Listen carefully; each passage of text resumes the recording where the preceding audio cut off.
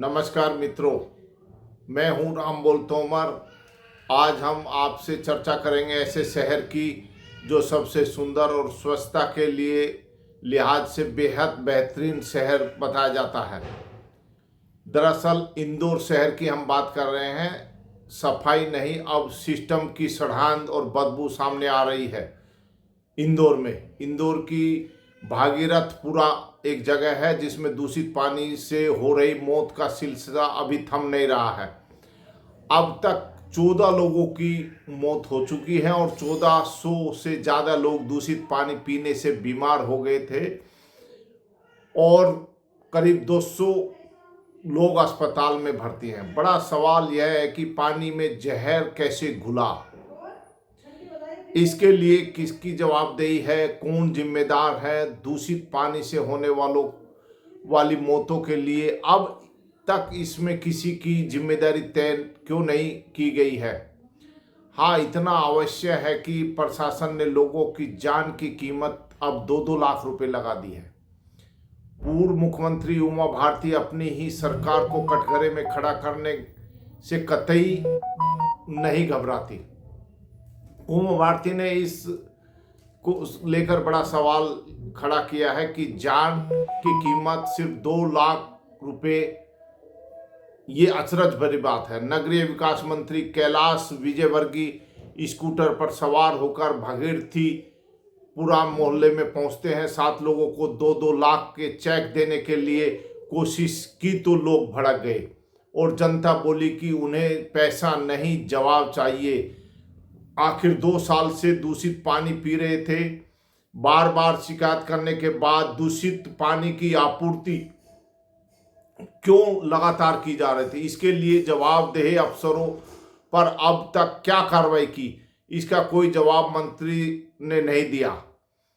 क्योंकि इस मंत्री जी से एक पत्रकार ने यही तो पूछ लिया था जो अब जनता सवाल कर रही है। इसके बाद मंत्री के अपशब्द बाहर आ गए थे।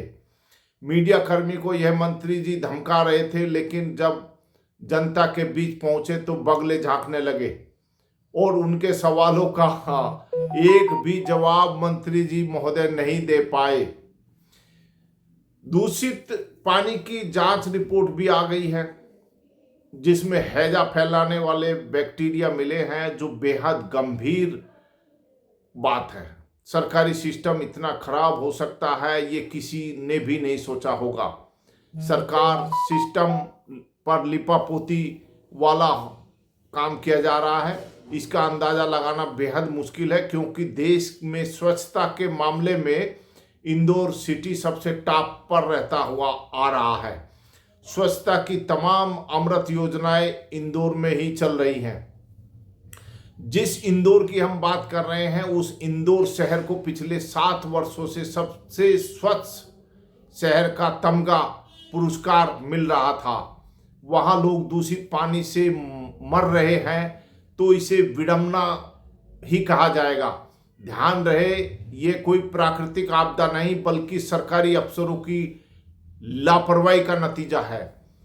ये उस सिटी का हाल है जिसमें स्मार्ट सिटी बनाने के नाम पर अमृत 1 और अमृत 2 योजनाएं चलाई जा रही हैं, जिस पर सैकड़ों करोड़ों रुपए खर्च करने के बावजूद पेयजल की दशा ये हो सकती है, यह तो पीड़ादायक है। और गंभीर भी इससे यह भी साफ हो गया है कि योजनाएं सिर्फ कागजों में चल रही है और योजनाओं के नाम पर व्यापक स्तर पर बंदरबाट हो रहा है।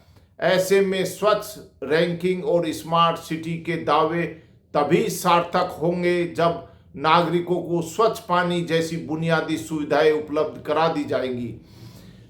मेरठ के सरधना कस्बे में भी दूषित पानी पीने से कई लोगों की मौत हो गई थी और 40 से ज्यादा लोग बीमार पड़ गए थे। उसमें भी पेयजल की पूरी पाइपलाइन को चेंज किया गया था, तब जाकर लोगों को स्वच्छ पानी की उपलब्धता हुई थी।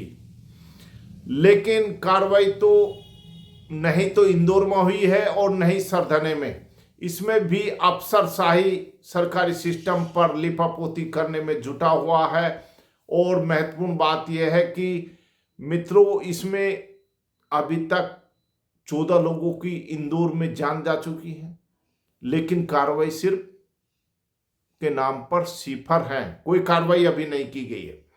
इस तरह से मैं बता दूं, उमा भारती मुखर हुई है, वो उसी सरकार की है, भाजपा में शामिल है, लेकिन इस समय कभी पूर्व मुख्यमंत्री हुआ करती थी मध्य प्रदेश की, और उन्होंने ही इसमें उठाया है कि जो 2 लाख रुपए प्रत्येक मरने वाले परिवार को दिए जा रहे हैं वो कम है और ये राशि बढ़ानी चाहिए। और उन्होंने इस अफसरों की जो जांच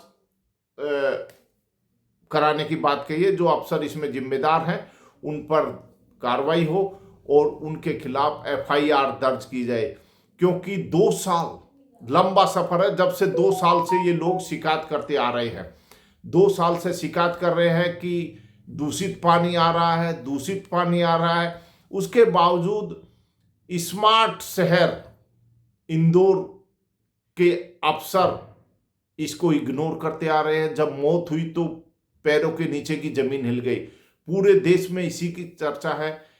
भला बताइए, पानी पीकर मर रहे हैं लोग, क्या जवाबदेही इनकी बनती है? अभी तक कार्रवाई नहीं हुई, ये भी बड़ा सवाल है। नमस्कार मित्रों।